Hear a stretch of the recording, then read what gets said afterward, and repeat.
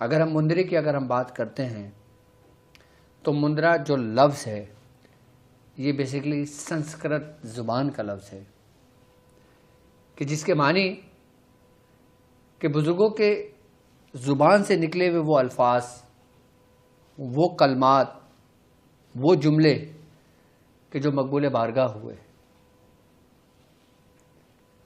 اور اس کا فیض اور اس کی روحانیت اور ان کی اپنی قوت ان کو ایک خاص انداز سے پکارا جائے، ایسی عبارتوں کو مندرا کہتے ہیں۔ کہ جس طرح سرکار دو عالم صلی اللہ علیہ وآلہ وسلم کے دور کا ایک ہمیں واقعہ ملتا ہے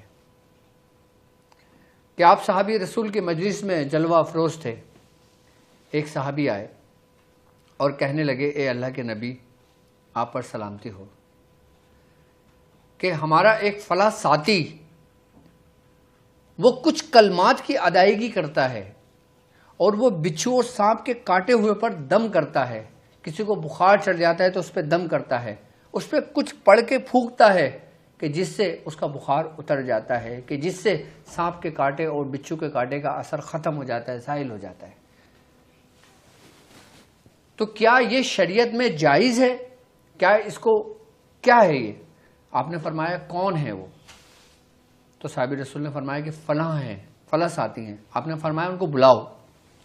جب ان ساتھی کو بلایا گیا، رسول اللہ صلی اللہ علیہ وآلہ وسلم کی بارگاہ میں وہ صحابی رسول حاضر ہوئے اور آپ نے فرمایا کہ جی اللہ کے رسول، آپ نے فرمایا کہ اے شخص، تم کیا پڑھتے ہو؟ تم کون سے کلمات پڑھتے ہو کہ جس سے بچھو کے کاٹے کو شفا مل جاتی ہے؟ تم مجھے سناؤ وہ کلمات۔ تو صحابی رسول نے وہ کلمات پڑھنے شروع کیے۔ وہ ایسی ہی ایک ترتیب تھی الفاظوں کی، جملے کی، آپ نے سنی اور آپ سن کر خاموشی آپ نے اختیار کی۔ تو ان صحابی رسول نے فرمایا کہ یا رسول اللہ، میں دور جہالیت میں مجھے یہ سکھایا گیا تھا اور میں پڑھتا تھا اور لوگوں کو شفا ملتی تھی، ابھی پڑھتا ہوں لوگوں کو شفا ملتی ہے، کیا اب میں ایمان لانے کے بعد ان کلمات کی ادائیگی کر سکتا ہوں، پڑھ سکتا ہوں، لوگوں کو شفا دے سکتا ہوں اس طریقے سے کہ جس طرح اس سے لوگوں کو فائدہ ہوتا ہے؟ کہ کیا میں لوگوں کو فائدہ پہنچا سکتا ہوں اس سے، مخلوق خدا کو؟ تو سرکار دو عالم صلی اللہ علیہ وآلہ وسلم نے فرمایا کہ جو کلمات تم نے پڑھیں یہ تم پڑھ سکتے ہو۔ کیوں؟ کیونکہ اس میں کوئی شرکیہ کلمات نہیں ہیں، اس میں کسی دیوی دیوتاؤں سے مدد نہیں لی گئی، اس میں کوئی ایسی بات کا احتمال نہیں ہے کہ جس سے نقصان ہونے کا اندیشہ ہو یا ایمان ہونے کا یا مشرک ہونے کا خدشہ ہو۔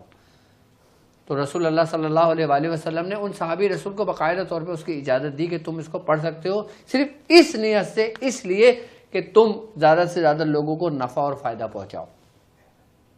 اس پر ایمان نہ رکھنا کہ شفا اس میں دیا ہے، شفا دینے والی ذات اللہ کی ہے، لیکن تم نے جو کلمات کی ادائیگی کری وہ رب کے نزدیک برکت اور مقبول بارگاہ ہے۔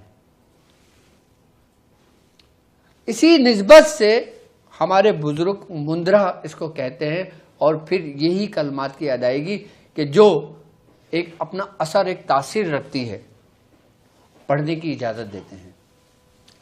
میں ہر مندرے کی اجازت نہیں دیتا، لیکن صرف اس کی دیتا ہوں جس کی میں سنتا ہوں، جس کی میں دیکھتا ہوں، جو میں نے پڑھا ہوتا ہے یا جو میں نے لکھا ہوتا ہے یا جو میں نے سند کے ساتھ دیکھا ہوتا ہے، کہ جس میں میں یہ چیز دیکھتا ہوں کہ کوئی بھی ایسا لفظ، کوئی بھی ایسی چیز شریعت کی حدود سے تو نہیں ٹکرا رہی۔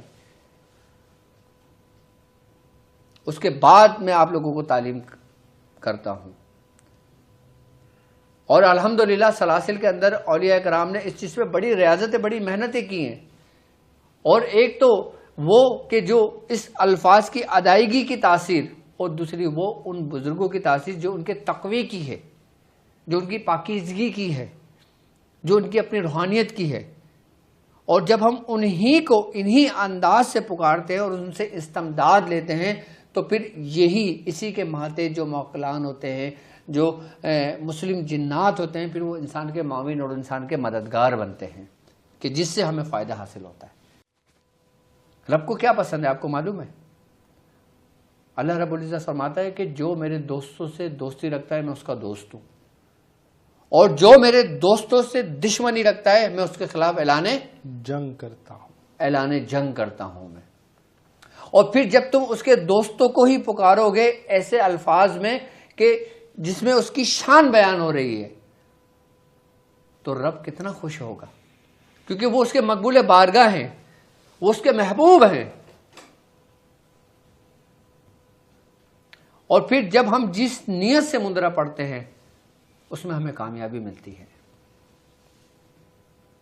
اور مندرے کی ایک خاص بات یہ ہے کہ یہ دشمنوں، ظالموں کے خلاف ایک روحانی ڈھال ہے. کس کے خلاف؟ آسیب کے خلاف. کس کے خلاف؟ نظر بد کے خلاف. کس کے خلاف؟ ہر اس قسم کے شر سے جو شر انسانوں میں موجود ہے، جو شر شیاطین میں موجود ہے، جو شر شریر جناتوں میں موجود ہے، ان سے بچاتا ہے، ان سے ڈھال لگتا ہے.